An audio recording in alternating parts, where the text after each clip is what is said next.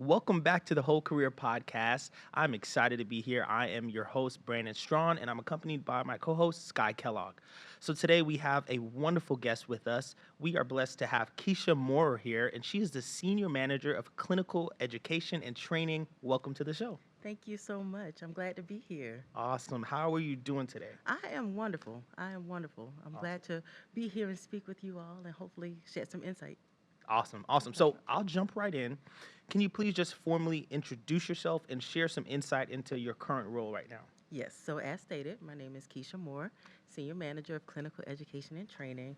I work with a great team of people. We provide educational content for all of our clinical team members. And so we do things like new hire training, provider onboarding. We create specialty content for our specific service lines. So much more that we do, but again, it really is to empower the team. Wonderful. And we should clarify too, Keisha, you are with us from Advent Health Medical Group, Specialty Yes, Care, yes. correct? Wonderful. AHMG? Yes. Yay! So for those that maybe aren't familiar with the medical group, because I know a lot of the time we speak with different team members that have been from our hospital facilities, would you mind talking to us about what Advent Health Medical Group Specialty Care is and what that includes?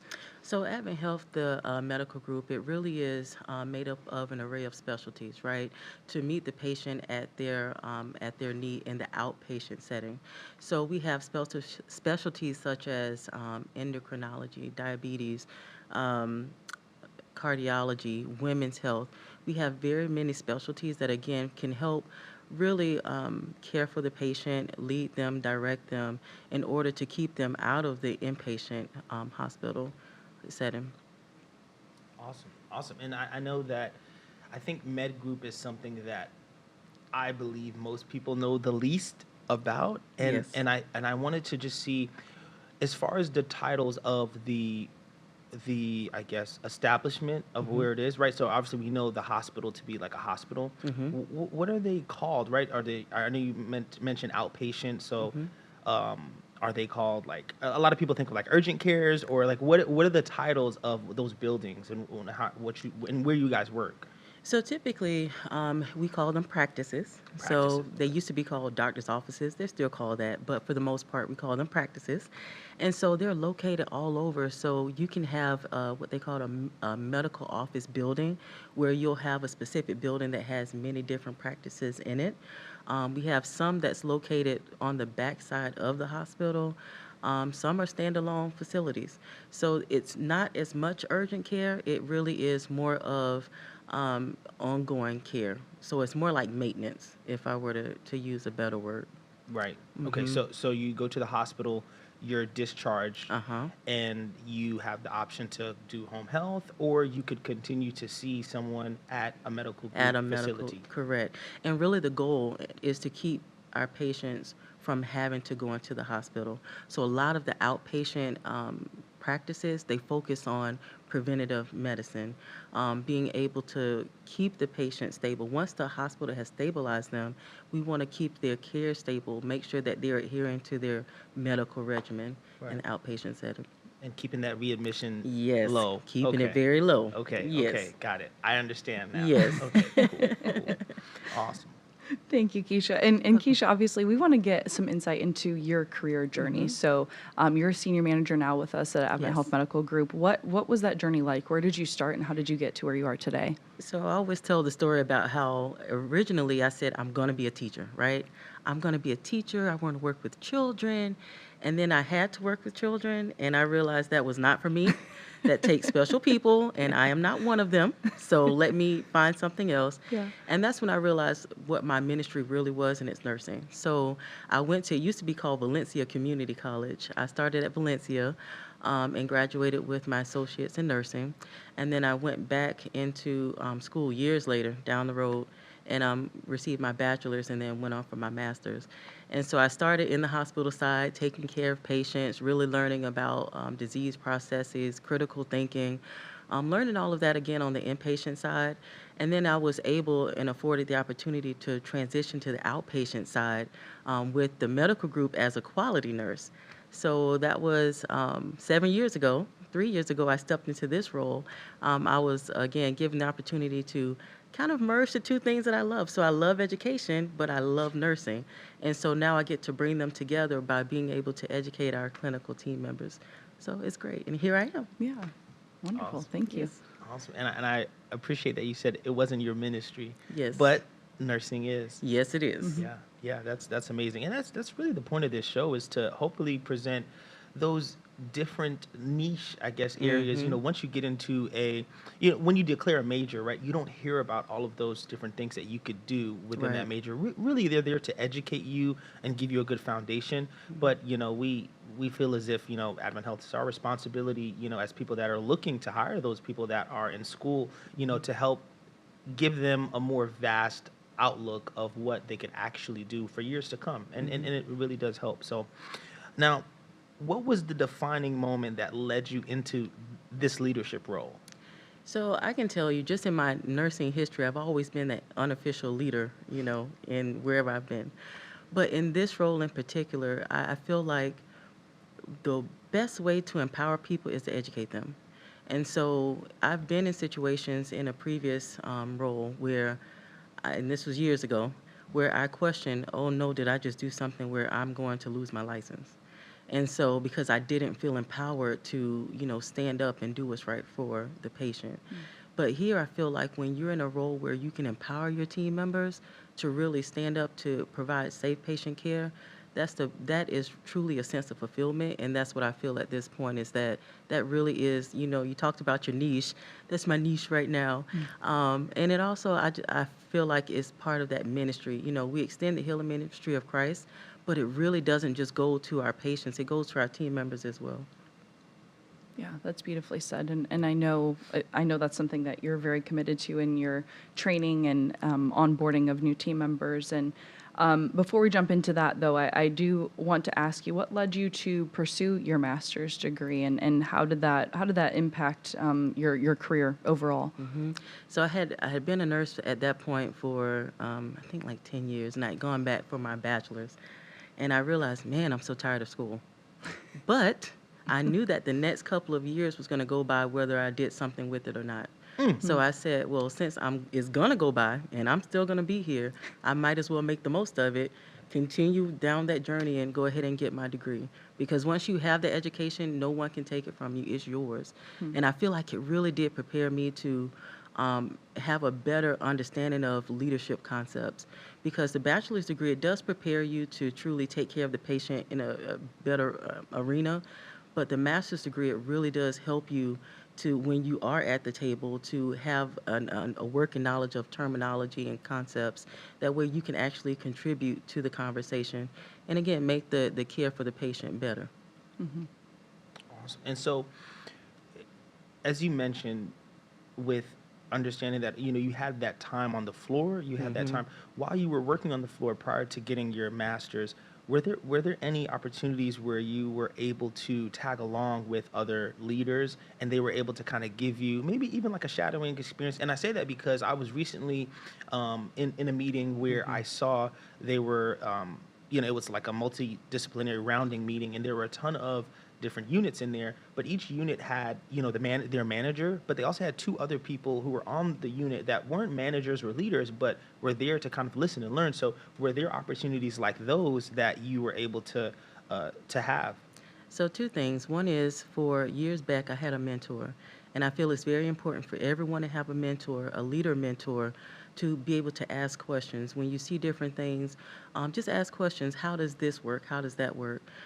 So that's really important. But for this role in particular, I don't know if you've ever seen the movie Yes Man. You've ever seen that movie? I have not. Okay, that is one of my favorite movies in the whole wide world is Yes Man, okay?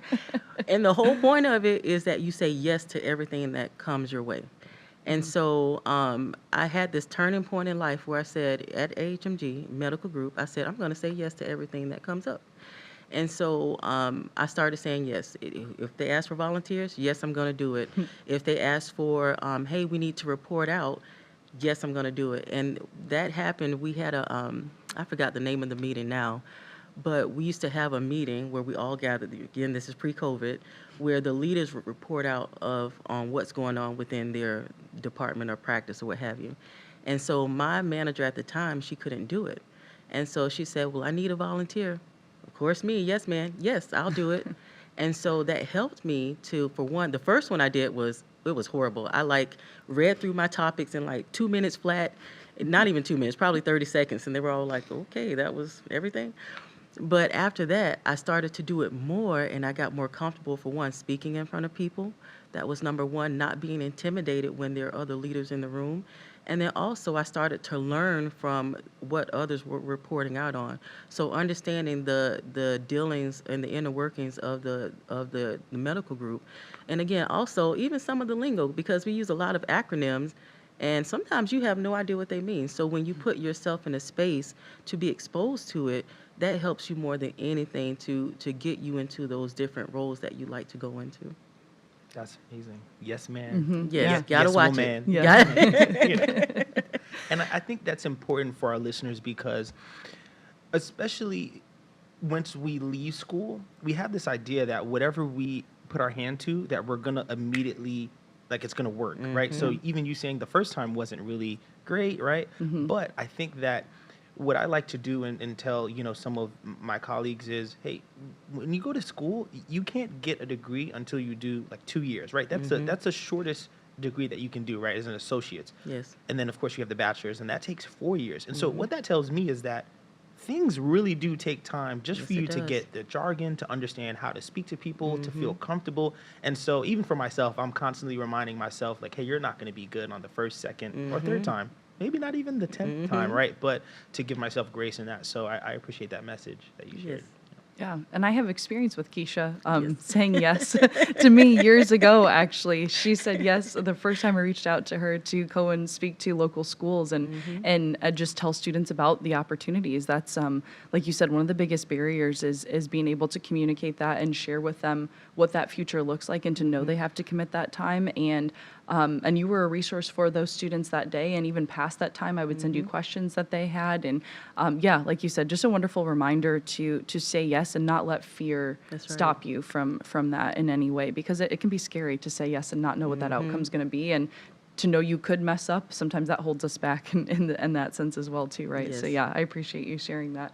And as far as Advent Health Medical Group, actually, one of the classes we went and spoke to it was a medical assistant class years ago. So if you could just talk about how they're the backbone of our Advent Health Medical Group offices, and why that is, and why you invest in them the way that you do.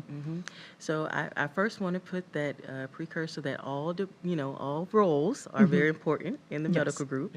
But I will say that the medical assistants, they really are the backbone of the outpatient setting. Unlike in the hospital setting, you have like more RNs that kind of are the backbone of the inpatient. Medical assistants, they are there, they work hand in hand with the doctor, right, or a provider. So they are with you if you're having a procedure done, they're holding your hand, they're encouraging you, they're giving you information, what else are they doing? They are doing your intake. They're, setting you up for your next appointment or setting you up for a procedure or surgery, doing pre-authorization. There's so much that they're doing in order to make sure that your care is really progressing like it should, that without them, we really wouldn't be able to function. They help the offices run smoothly.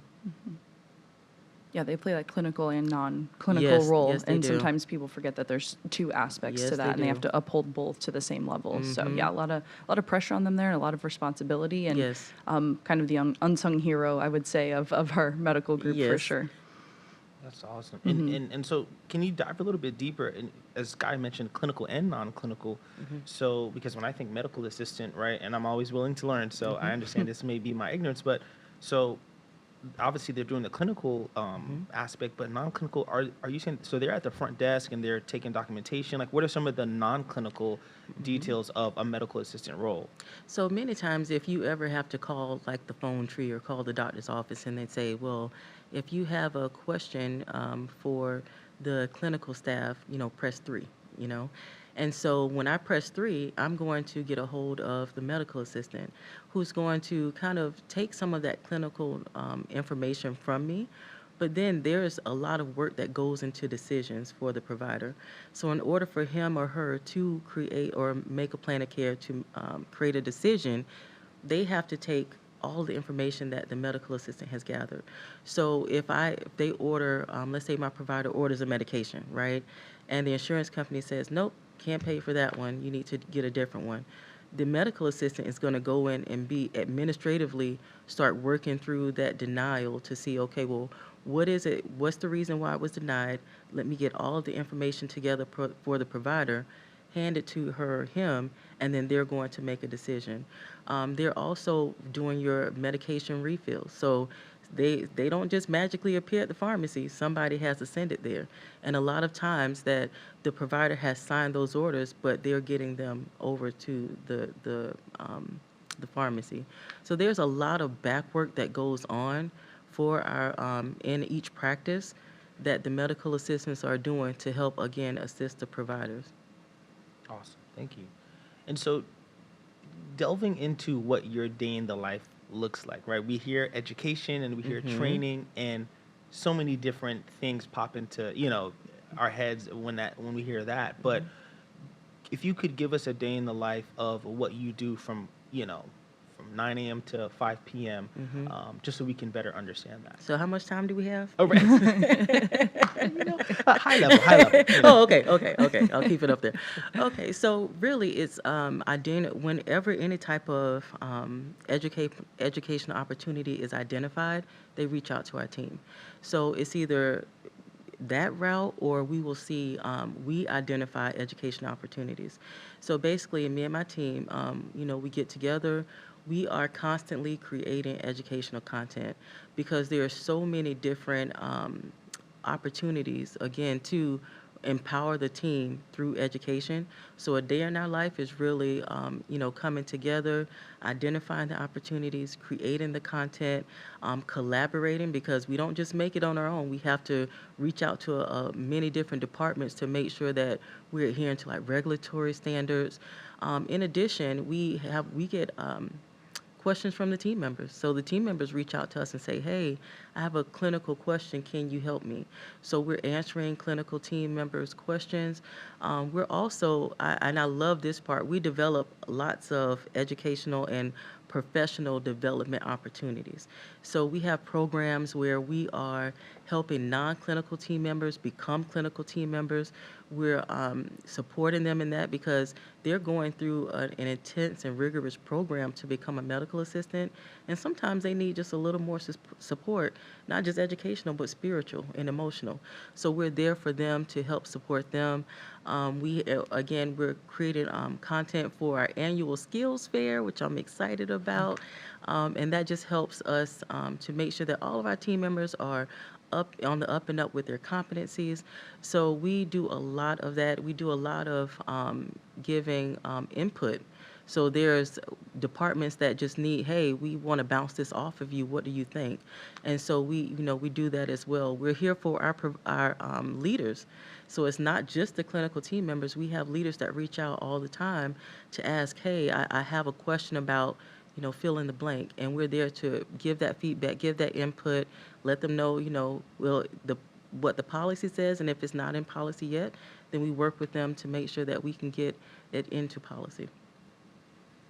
And you and your team are over all of Advent Health Medical Group specialty Yes. care, right? And you have two Correct. team members that report to you, right? Yes. So team of 3. Yes, so a team of 3. Sounds like a lot for only 3. Yes, it is. But that's why it's important to work with a great team, and they Yeah. are absolutely wonderful. Absolutely wonderful. I have Lauren, who is our clinical training manager, and she has a team of 34. And then I have Aurelie, who is our education program coordinator, and she is just awesome. And around how many locations are in specialty care? I'm sure it's Oh, growing boy. every day. So I believe at last count, I want to say it's either at 300 or close to 300 Wow. different practices. yeah, hmm it's huge. We're all over Central Florida, And and even in Tampa. Yeah. And do we collaborate with other like health organizations on it, or like partner with them? Yes, we Okay, do. okay. So we actually, and I'm so proud of where we are as a company as a whole, because we have, we're Central Florida Division, right? That's all of Central Florida. But we also collaborate with the Primary Care Network. We collaborate with the East Division, West Division. We all work together. We bounce things off of each other. It really, because when you can work together like that and have more standardization, it can do nothing but help the team members and the patients. So I'm so happy where we are. I absolutely love our divisions. So who, when you when you identify, and you said it's two different ways. Either Mhm. you identify, Mhm. an education gap or Mhm. anything, and then maybe they will ask you to teach or train on this. Mhm. When you do that, how do you then package that information and then disseminate that to, like, Mhm. down? Do you How do you do that? Do you train the people that are going to be training, or can you just give us some knowledge on how you get that information out? Mhm. Because you just mentioned it's for the entire company. Yes. I have to understand that process. Yes. So there are actually multiple ways. So one of the ways is what we call web-based training. That's where I create um, um, a training module, and then we put it on our learning network, so ALN. And then the team member is to take it on the learning module, and then they complete a quiz. And that's one way of distributing a lot of information to a mass amount of people, and making sure that they have a good understanding. The other way is to actually, remember I mentioned that team of 34, right? So those are our clinical trainers. When we have a specific need, we will designate clinical trainers to go out to the practices, and they will work hand in hand with the team members to provide them that training. So some of it really is I'm going in there and I'm showing you. We had our last one, or most recent one, was pediatric comfort holes. So those are what you when you hold the baby for comfort, or the child for comfort, and you need to give them a shot. You don't want them moving around, but we also don't want to restrain them where we're holding them down on the bed, right? So, to keep that from happening, we use CDC guidelines in order to know how do you hold a child or a baby so that it's not traumatic for them, but you can also achieve what you need to achieve. And so, with that, we actually had one of our team members go to, I forgot how many practices. She went to quite a few practices, and she taught them how to achieve pediatric comfort holes so that, again, it's not traumatic for the child. So there's a variety of ways. We have learning that we have some team members come in to our department at West Hall and do the training there. So it really just depends on the need and the type of training that's needed that determines how we, decide to train them. And I know we've talked about medical assistants and nurses and as well as physicians, but what other types of roles make up, the family that is the Advent Health Medical Group? Yes, so really, and you mentioned nurses, and some of our practices like cardiology and oncology, we do have nurses because there's a greater responsibility in those specialties, like doing the stress testing, you would have a nurse that's doing that. Or if you're doing oncology teaching or accessing a port, that's what they use for chemotherapy, then that you would need a nurse to do that. But we also have sonography. We have our sonographers there, who is ultrasound. We have our ultrasound techs. We have, and you'll see them a lot in women's, right? You'll see them in cardiology when they do the echoes. We also have our vascular technologists who are doing pretty much, for lack of better terminology, ultrasounds on the arteries and veins. So we have them. We have some of those that do X-ray. I don't believe we have any more CAT scan, but we do have some of our arrhythmia techs. So there are a lot of different roles that are here to support the actual practice and care of the patient, not just MAs, RNs, LPNs. And we also have our clinical supervisors.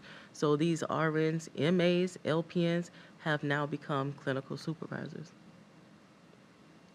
Okay. So wide Yes, variety, lots that's of right. areas of opportunity to A enter in lot the of medical group areas, is yes. what we're saying here. And even So for MAs, because I know yeah.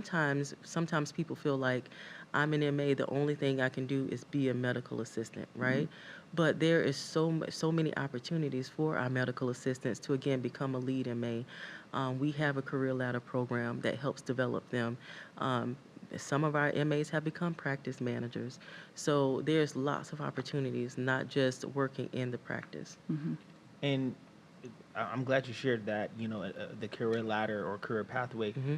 specifically with what you just mentioned, from MA to MA leader to practice manager, do they need to go to school for that, or is that something that it's just about years of experience and maybe training within Advent Health, and then you can get there? If you could just kind of elaborate on that. So typically, it's the experience. It's Okay. the experience of working in the practice, beginning to. You still need to show some leadership qualities, but the good thing is that we have a leadership development program from the medical group. I don't oversee that, but there is a program that's there, and I think that's just a wonderful thing because sometimes people are put into a position and you just expected to know how to lead.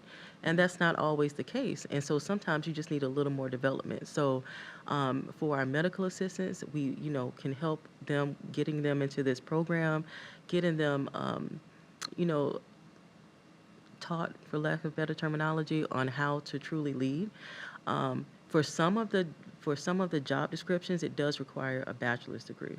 So it really just depends on the position. So when you get into the higher, positions like practice manager, it may not even have to be, well, I'm not exactly sure what needs to be in, but you would need like a bachelor's degree or higher for some of the positions. But for the most part, it is based on years of experience and demonstrating leadership qualities.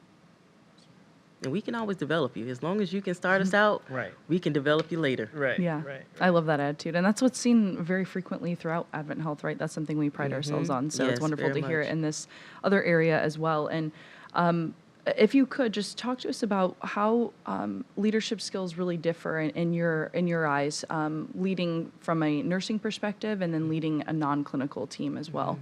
So when you're leading a clinical team, you truly need to, and really it's with both, you need to be able to educate your team, right? So it's if you're non-clinical and you're leading your team, it's really more of, being there to support. You can still develop them professionally, but when you're a nursing leader or a clinical leader, you're really there to show them, right? So I can do the same task that you can do, and if I see there's a gap, I'm going to show you. I'm going to, take you by the hand, show you how to do it so that you can feel empowered. So I really feel like in nursing leadership, you're focusing on safety, you're focusing on education and empowerment. Awesome. Awesome. And it's just, I know it has to be taxing sometimes to make that switch, of who you're leading. And so I wanted to know, where are you getting your competencies, right? Where are you remaining competent at, and how are you doing that? Is it the state that's sending that information to you to learn? What are some of the avenues that you use to stay updated? So I think the one thing I will say about school is it made me like a nerd, and I love these different journal articles.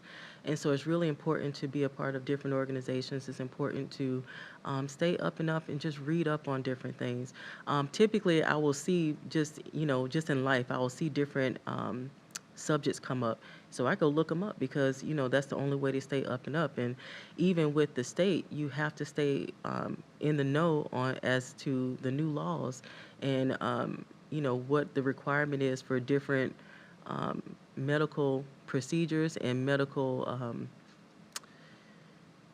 issues going on within the community. So one of my biggest things is just when I see things that are going on, I like to look them up.